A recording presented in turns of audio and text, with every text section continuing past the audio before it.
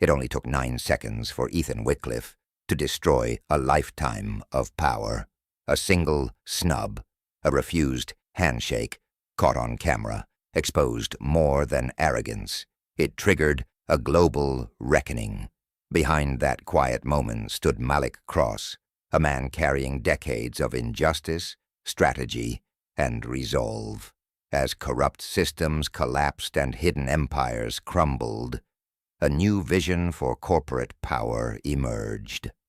One built on accountability, not privilege.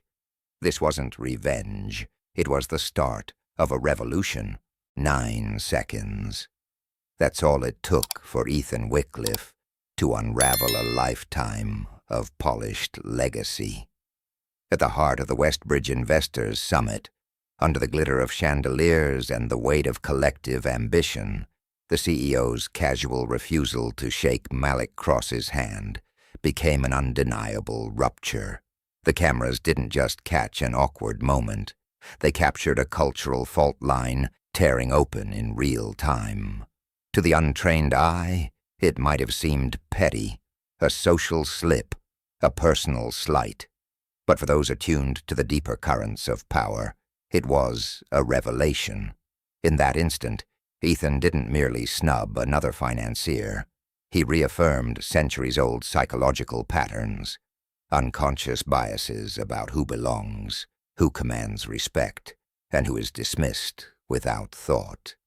At the psychological core, Ethan's reflexive dismissal mirrored findings about implicit bias, where decision-makers unconsciously associate black professionals with lesser competence.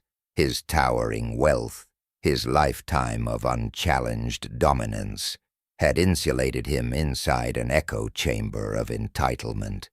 The subtle dehumanization, the silent assertion of hierarchy, was so automatic, he likely didn't register the depth of what he revealed.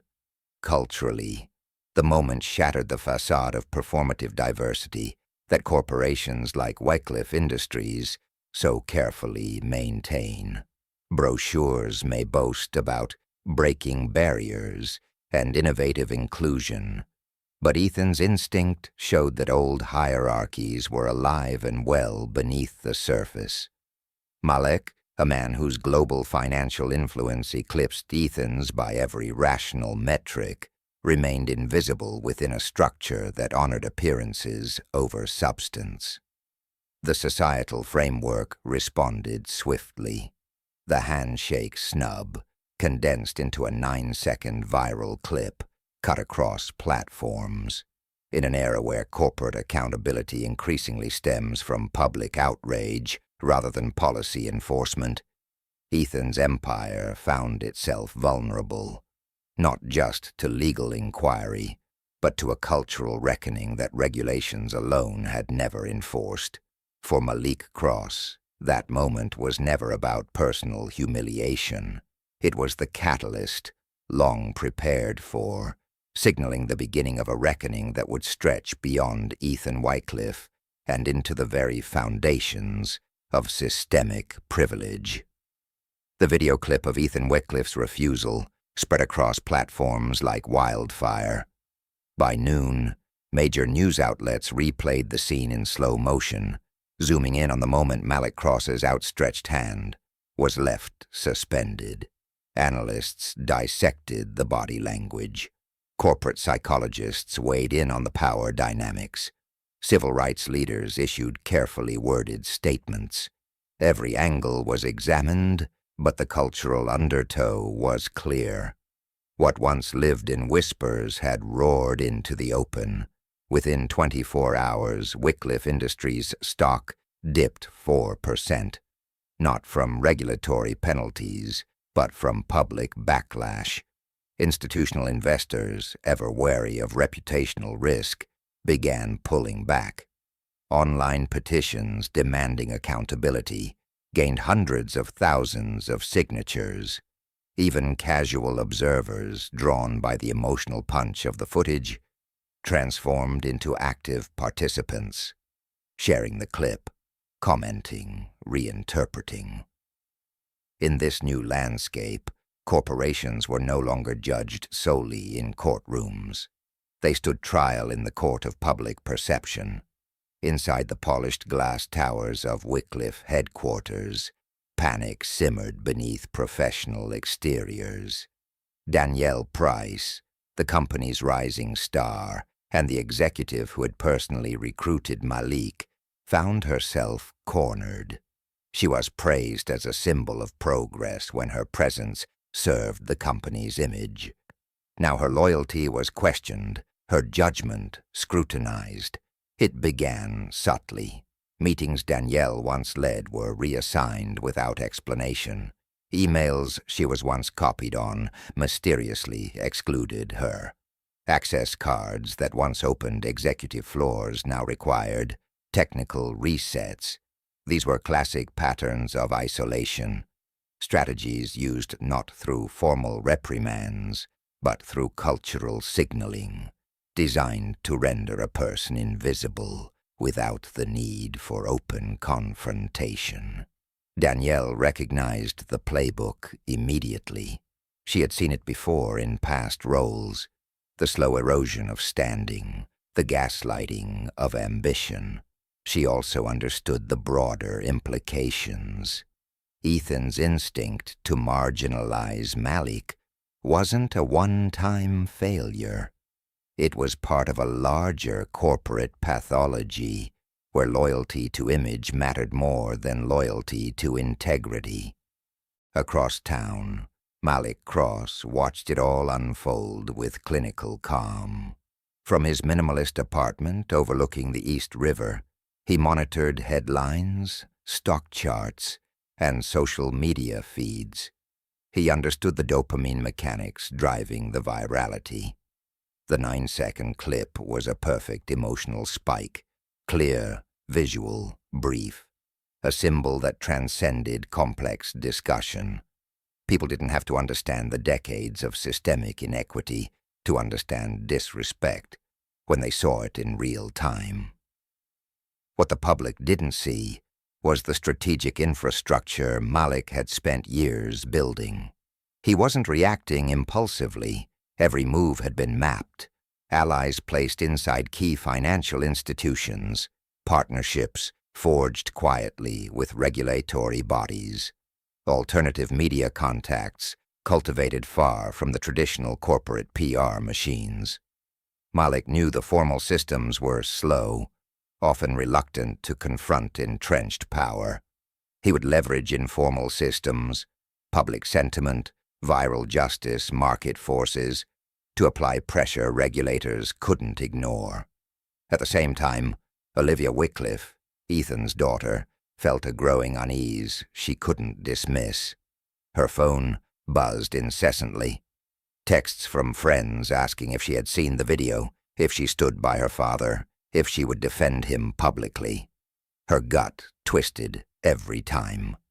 Raised within privilege, but exposed to broader realities through her sustainability work, Olivia had begun to question the very foundations she once took for granted. Now with the world watching, the walls of denial closed in. At a hastily called board meeting inside Wycliffe's Manhattan headquarters, the mood was grim. Older board members minimized the incident, calling it a misunderstanding. Younger directors, conscious of the shifting cultural winds, pushed for immediate action. A formal apology, a visible donation to civil rights causes, anything to stem the hemorrhaging public goodwill.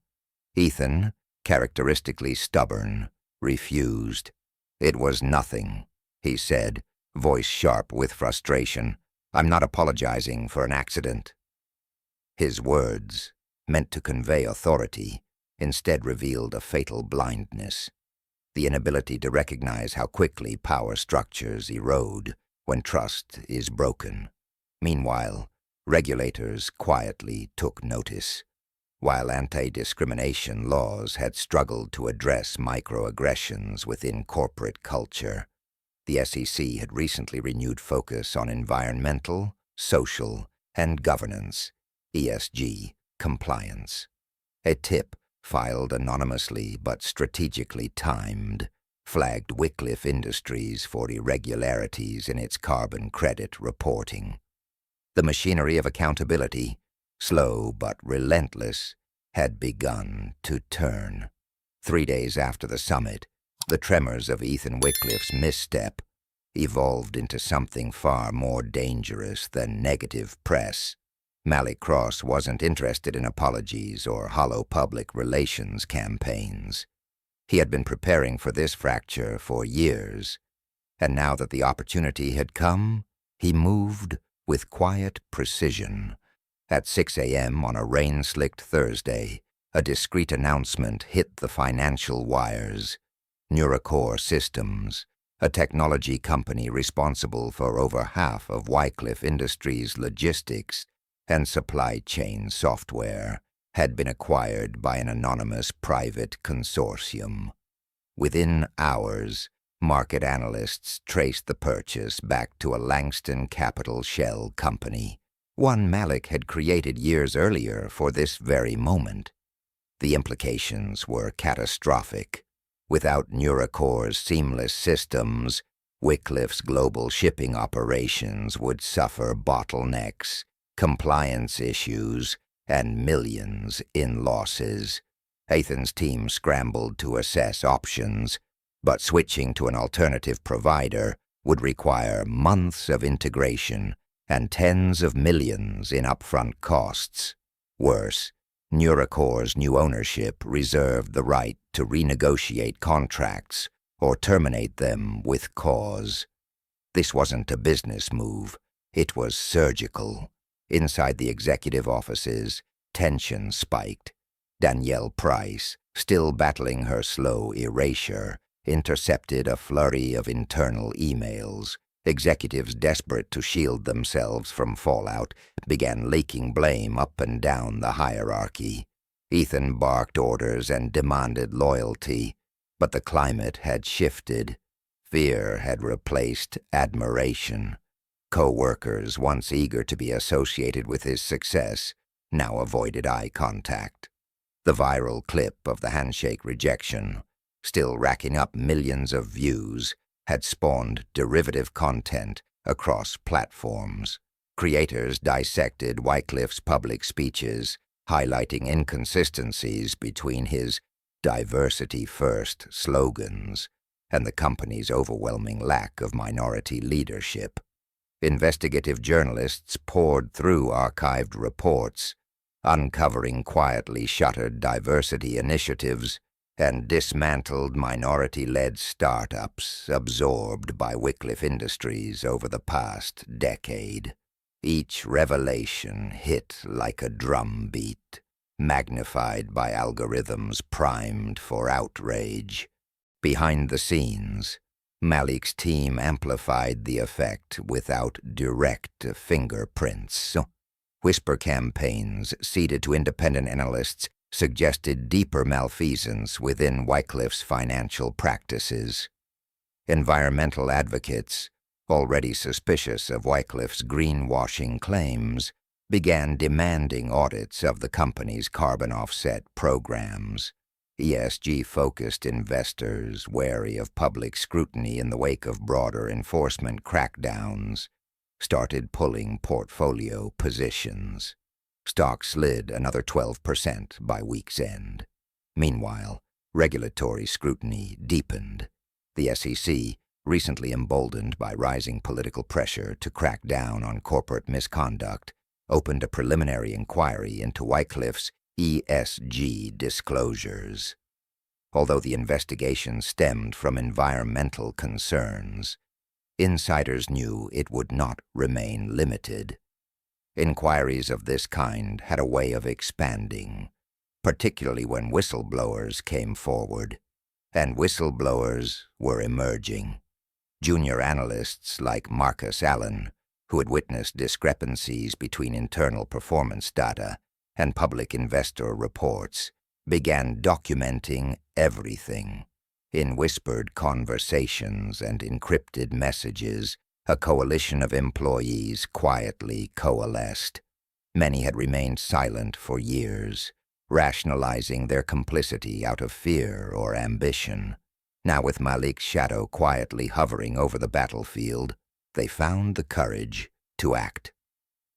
Across town, Olivia Wycliffe watched the empire she had grown up revering start to crumble from within. She pored over financial documents she once skimmed without concern, and began connecting dots she had long ignored. Acquisition patterns that seemed aggressive now looked predatory. Community outreach programs, once a source of personal pride, revealed a darker truth. Projects abandoned after press attention faded, promises quietly broken. The gap between the image and the reality of Wycliffe Industries widened into a chasm Olivia could no longer deny. When Danielle Price discovered she had been officially removed from 2 internal strategy committees without explanation, she knew her career at Wycliffe was finished. Rather than rage, she felt a cold clarity. Like Malik, she had learned that systems of power rarely change from within. They rot slowly until an external force tears them down. Later that night, Malik met with Victor Ramsey, his longtime strategist and confidant, in a private conference room inside an unmarked Langston Capitol building. They reviewed data streams, social media trends, and regulatory filings projected onto a giant wall screen. "We've accelerated public sentiment beyond prediction," Victor said, tapping data points glowing red across the dashboard. Favorable opinion of Wycliffe has dropped by 64% in major markets. "And internally?" Malik asked. 3 confirmed whistleblowers, 2 more probable. Investor lawsuits are forming. The board is fragmenting. Ethan's inner circle is isolated and desperate. Malik leaned back, fingers steepled under his chin. He showed no triumph, no gloating, only the quiet focus of a man executing a mission years in the making. "Stay the course," he said. "We're not done." At Wycliffe Industries, Ethan faced a mounting rebellion he couldn't control. Mid-level managers demanded transparency about the Neurocore crisis. Senior partners quietly explored exit strategies. Trusted advisors began missing meetings. Ethan's refusal to acknowledge the crisis, to humble himself before a changing world, only fueled the spiral. By the close of Friday markets, Wycliffe Industries had lost nearly $1.2 billion in valuation.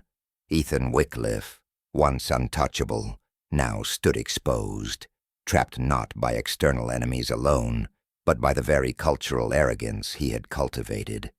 The collapse was no longer hypothetical. It had begun. Olivia Wycliffe sat cross-legged on the hardwood floor of her downtown loft, surrounded by towers of paper, unlocked tablets, and half-drunk cups of cold coffee. Her blonde hair, usually neat for board meetings, now hung in a messy braid. She stared at the numbers on her screen, trying to reconcile them with the image of her father she had carried since childhood.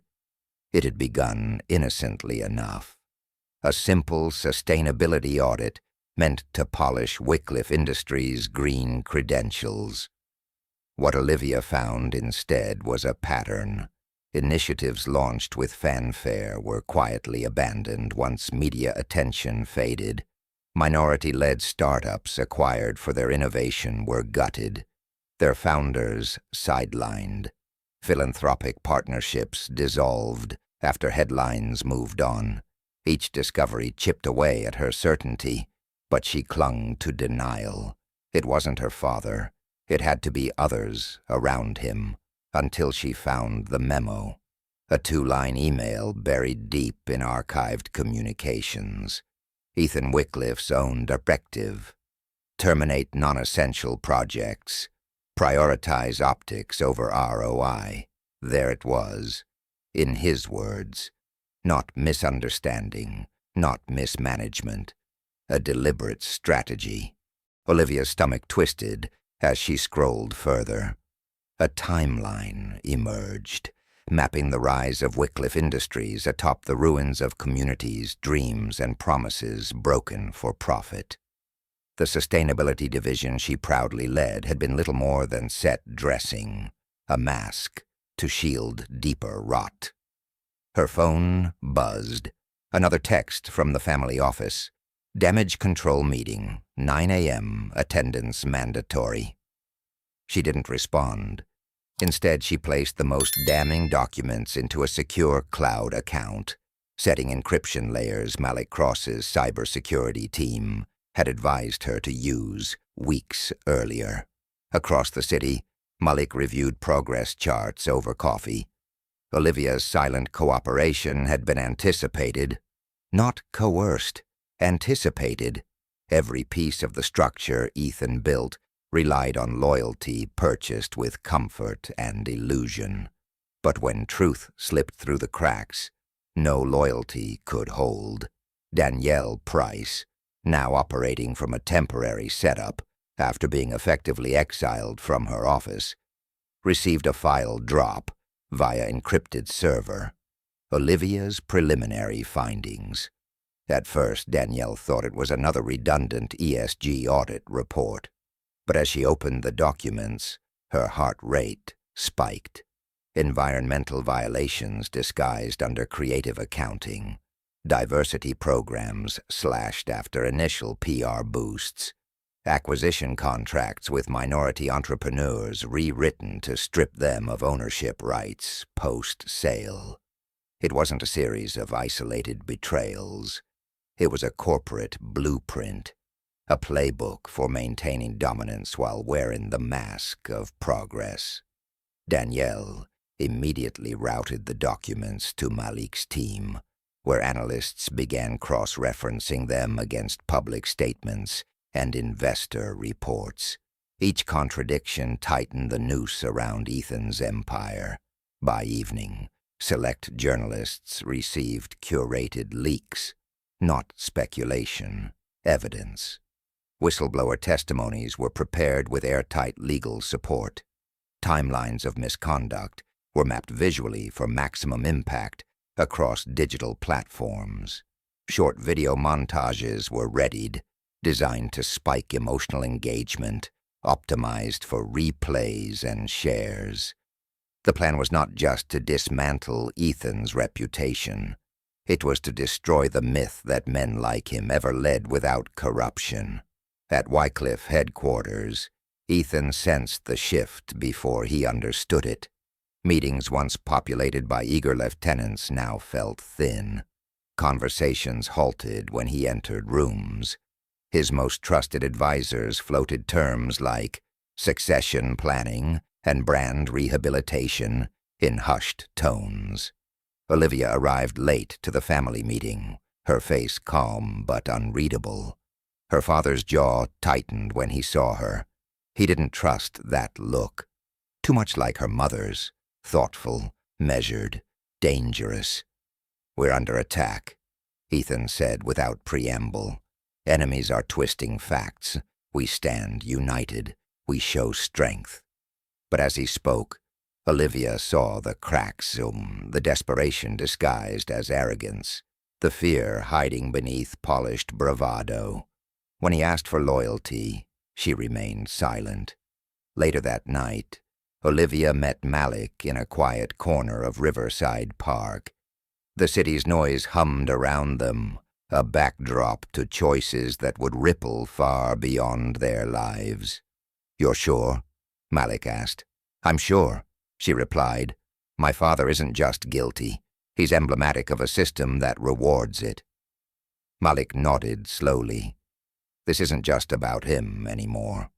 "I know," Olivia said, handing him a drive containing the final documents. Communications tying Ethan to a network of shell companies, hidden asset transfers, and decades-old political favors. "You're taking a risk," Malik said. Olivia's voice was steady. "The real risk is pretending none of this matters." Above them, A plane traced a silent arc through the night sky. Change was coming. Not the polished change of press releases and corporate apologies. Real change, violent in its disruption, necessary in its pain. By morning the story would break, and the world would finally see Ethan Wycliffe for who he truly was. Not a builder of empires, but an architect of their decay. The news broke at 7:03 a.m. on a Monday morning. Not a rumor, not an anonymous blog post, a full investigative exposé front-paged across national outlets, backed by documents, whistleblower accounts, and forensic analysis. Ethan Wycliffe's empire wasn't simply dented, it was detonated. The headline alone sent shockwaves through the markets. Wycliffe Industries accused of systemic fraud, discrimination, and ESG violations. SEC launches formal investigation. Within minutes, Wycliffe Industries' stock plummeted by 18%. Phones lit up in corporate offices around the country. Law firms scrambled to position themselves for incoming shareholder lawsuits. Activist investors sharpened their knives. Ethan watched the chaos unfold from his penthouse office, the same space where he had once surveyed the city like a king. Now he paced the floor, barking into phones, demanding loyalty, threatening consequences. His voice echoed in an emptying throne room. In truth, the damage had been done long before the articles appeared. Olivia Wycliffe's evidence had exposed the heart of Wycliffe Industries' corruption. Not just unethical behavior, but deliberate, systemic strategies to mislead regulators, investors, and the public. Hidden offshore accounts, fraudulent sustainability reports, racist acquisition practices disguised as corporate strategy. No carefully crafted apology could put out a wildfire already fed by outrage, data, and moral clarity.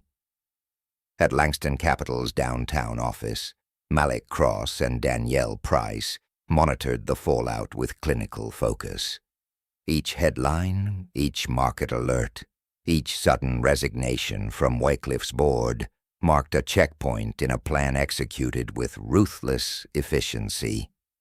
Victor Ramsey entered the Situation Room, tapping on a tablet. Confirmation just came through. The SEC has frozen all Wycliffe Industries' discretionary funds. They're initiating asset seizure proceedings by week's end. Malik nodded without celebration. Prepare statements. We stay measured. No gloating. This wasn't about spectacle. It was about rebuilding a system that had been corrupted for too long. Across social media, Wycliffe's downfall became the dominant narrative. Memes, commentary threads, and viral explainers flooded TikTok, Instagram, and YouTube.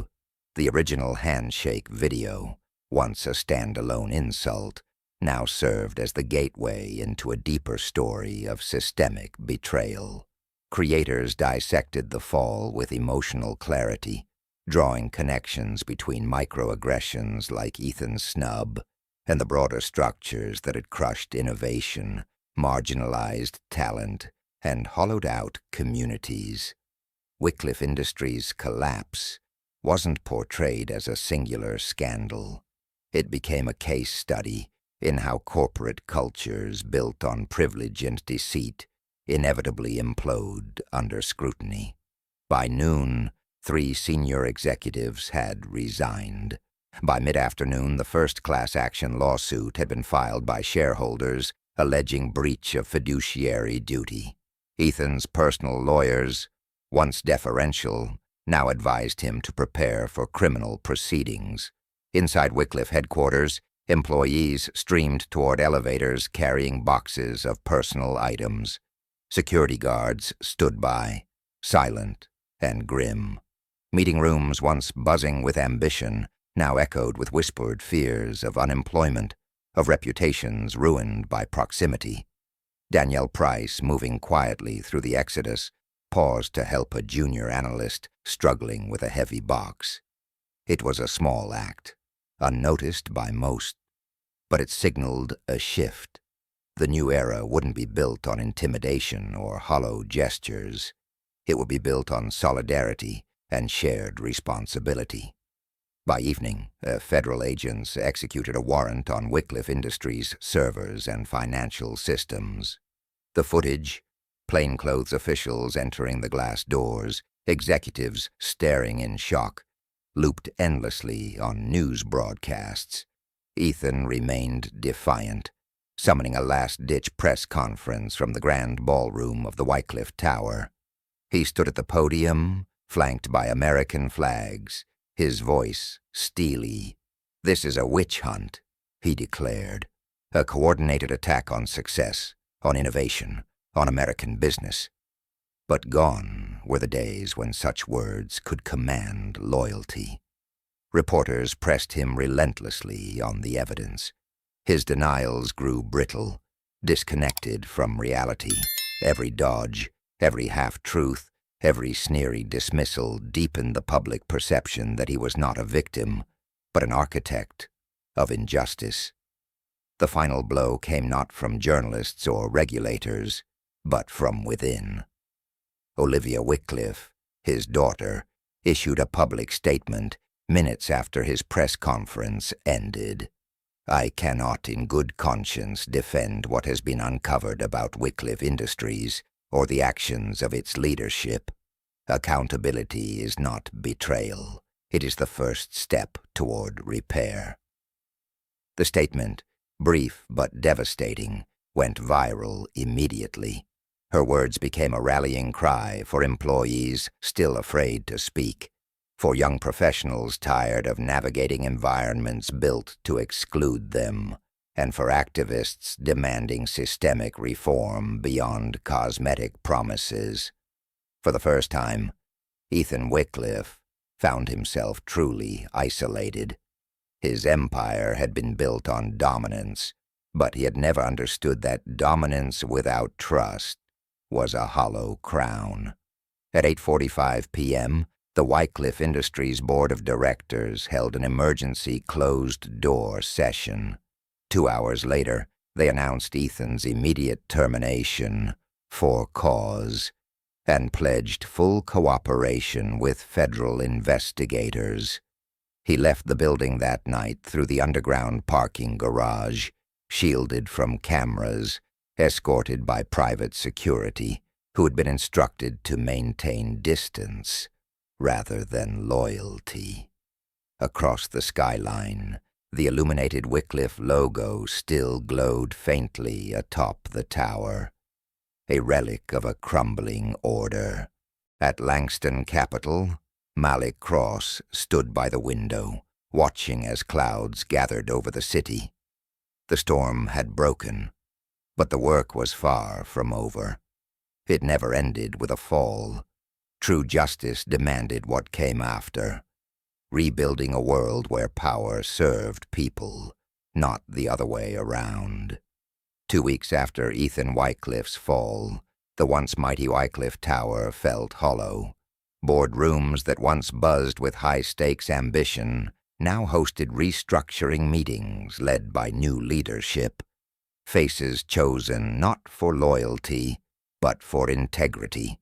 At the center of this transformation stood Danielle Price, officially appointed interim CEO by unanimous board vote. Danielle had inherited a broken institution. Morale was low, lawsuits were mounting, and public trust hovered near zero. But for the first time in years, the possibility of true change felt tangible. Danielle moved quickly. She announced the formation of an independent ethics council with real investigative authority. Whistleblowers, once isolated and punished, were invited to confidential meetings where they could speak freely without fear of retaliation. Compensation practices were frozen pending a full audit. Environmental compliance reports were subjected to third-party verification. In a live-streamed address watched by millions, Danielle spoke not like a CEO safeguarding assets, but like a leader repairing a community. "We cannot erase the harm that was done," she said, her voice steady. "But we can acknowledge it, we can hold ourselves accountable, and we can build something better." Her words, clipped into shareable video bites, flooded social media. For many young professionals disillusioned by performative apologies in corporate America, Danielle's authenticity hit differently. She didn't offer shallow branding exercises. She offered structural change. Meanwhile, Malik Cross, operating with the same methodical precision that had dismantled Ethan's empire, worked quietly behind the scenes to secure a longer vision. Through a network of shell companies and partnerships, Langston Capital acquired a controlling interest in the remnants of Wycliffe Industries, not to prop up the old structure, but to reinvent it. The company would eventually rebrand under a new name, one stripped of the legacy that had corroded trust. At the same time, Malik expanded the Thomas Cross Initiative, a foundation dedicated to empowering minority-led startups, environmental justice projects, and community-driven tech innovation. Funding flowed where it was historically denied. Boardrooms that once excluded new voices opened by necessity. Olivia Wycliffe also re-emerged. Rather than retreat into silence, she launched the Phoenix Fellowship, a program aimed at mentoring young women in finance and sustainability. Her public redemption arc resonated with a generation craving more than apologies. They wanted accountability that built pathways for others. The media, once quick to amplify scandal, now spotlighted the reconstruction. Analysts discussed not just the collapse of an old corporate empire, but the architecture of a new one rising from its ashes. Financial experts pointed out a growing trend. Companies embracing transparent ethics practices and authentic diversity initiatives were outperforming stagnant giants still clinging to outdated models. ESG-focused investment funds, despite political headwinds, were experiencing a resurgence, buoyed by consumer demand for real corporate responsibility. For the first time in years, business leaders couldn't dismiss ethics as mere public relations. The market itself demanded integrity as a prerequisite for survival. Inside the revitalized headquarters, conference rooms were redesigned with round tables, no longer emphasizing hierarchy, but collaboration. Art from local community artists adorned the walls. Hiring pipelines opened not just at entry levels but throughout senior leadership, ensuring that opportunity flowed upward and outward. Danielle personally oversaw the launch of a public database tracking the company's environmental impacts, diversity metrics, and governance practices in real time. It wasn't about achieving perfection. It was about building a system that demanded constant self-examination and transparent evolution. Still, the rebuilding wasn't without pain.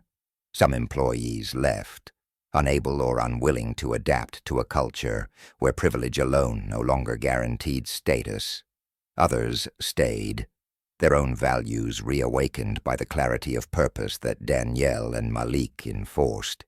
In a quiet moment, overlooking the city from what was once Ethan's private balcony, Malik and Danielle shared a simple acknowledgement. This was not a victory lap. It was an opening chapter.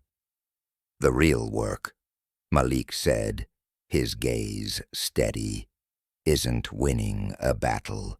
It's changing the rules of the game." Danielle nodded, knowing the road ahead would be long, messy, and fiercely resisted by those who profited from the old ways. But this time, the foundation was different. This time, justice wasn't a moment. It was a mission, and it was just getting started. The first real test of the new order came quietly. 3 months after Wycliffe Industries' transformation, whispers emerged about Victor Ramsey. Once Malik Cross's most trusted strategist, Victor had taken it upon himself to go further than planned. He had used Phoenix Holdings, a covert entity created during the original takedown, to quietly dismantle the business networks that had enabled Ethan Wycliffe's rise. Victor's tactics were legally ambiguous, ethically murky. He exposed judges, investors, and regulators who had looked the other way. But in doing so, he bypassed the principles Malik and Danielle fought to establish: transparency, due process, accountability. The confrontation between Malik and Victor didn't happen in a courtroom. It happened on neutral ground, a quiet park bench overlooking the East River. "You created Phoenix Holdings," Victor said evenly, arms folded across his chest. "You knew there would be collateral damage." "I created a plan to expose corruption," Malik replied, "not to become judge, jury, and executioner." Victor shook his head. "Justice without teeth is just hope. You know that better than anyone." Malik stayed silent for a long moment, watching a tugboat move slowly across the water. Finally, he said, "We change systems, Victor. Not by becoming what we hate, not by hiding in the shadows." Victor's expression was unreadable, but his parting words carried a cold finality. "Then you've already lost. You just don't know it yet." Victor walked away, leaving Malik with the uncomfortable weight of reality. Justice was never clean. Victory was never pure. Meanwhile, Danielle Price faced her own reckoning inside the boardroom. Some investors pushed back against the Ethics Council's aggressive reforms, worried about short-term losses. Others questioned the financial return on community investment programs. Old pressures surfaced: profits versus principles, stability versus disruption. Danielle stood firm. She knew there would be a cost. Change didn't come without it. But for the first time, she wasn't negotiating from weakness. She had public trust. She had employee loyalty. She had data showing that companies prioritizing ethics and equity were outperforming peers long-term. Slowly, one by one, the board yielded. Across the city, Olivia Wycliffe prepared to testify before a congressional subcommittee investigating corporate fraud and whistleblower retaliation. Her decision to come forward publicly, to name names and expose systemic flaws, sent ripples through the financial world. She wasn't doing it for vengeance. She was doing it because silence had been the real betrayal. In a press conference held on the steps of the Capitol, Olivia said simply, "We can't fix what we're unwilling to see, and we can't lead if we refuse to be accountable." The cameras flashed, but she didn't smile. It wasn't a victory lap. It was another step in a long road. Back at Langston Capitol, Malik stared out the window as the city pulsed below. He thought of his father, of the battles fought, the ones won, the ones lost quietly. Power, he realized, was never just taken. It had to be remade, every day, in every decision, or it slipped back into the hands of those who had always wielded it without conscience. The real fight, the fight for a better future, had only just begun.